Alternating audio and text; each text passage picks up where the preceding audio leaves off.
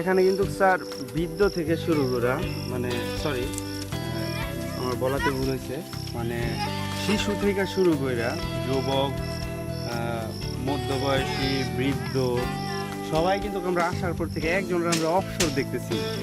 কেউ কোনো না কোনো কাজে ব্যস্ত, কেউ খেলাধুলায় ব্যস্ত, কেউ এই যে কৃষিকাজে ব্যস্ত, মানে এরা খুবই কর্মঠ। আসলে জীবনযাপনকে পরিবর্তন করা এবং জীবন আচরণ যেহেতু যা আছে সেহেতু সহজ সরল আছে, কিন্তু জীবনযাপনের জীবনমান উন্নয়ন করার জন্য যে একটা বিষয় সেটা।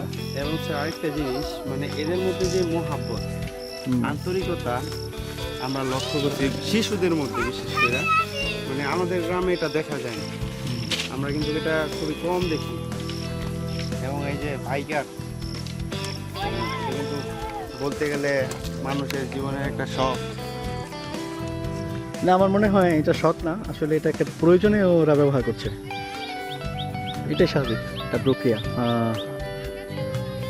ওকে, আমরা আরেকটি প্রাকৃতিক পরিবেশ দেখলাম।